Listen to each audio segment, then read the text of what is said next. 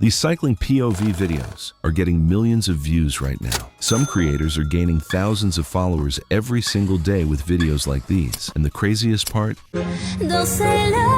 Most people have no idea they're AI generated. Here's one I created in just a few minutes. No camera, no bike, no expensive software, just ChatGPT and Meta AI. Let me show you exactly how I made it. First, I opened ChatGPT and asked it to create a realistic cycling POV scene. Something like a first-person cycling ride along a narrow coastal path with ocean waves below, cinematic lighting, ultra-realistic. The goal is to make the image look as realistic as possible. The better the image looks, the better the final video will be. Once the image was ready, I opened Meta AI. I uploaded the image and added this instruction. First-person cycling, POV, realistic movement, smooth camera motion, cinematic lighting, natural motion. Then I generated the video. A few moments later, this was the result. Honestly, it looks like footage from a real bike ride. And the best part, you can create endless variations. Forest trails, mountain roads, coastal paths, countryside routes, all without leaving your computer. If you want more viral AI video ideas, free AI tools, and step-by-step tutorials, subscribe to Arter AI. I'll see you in the next video.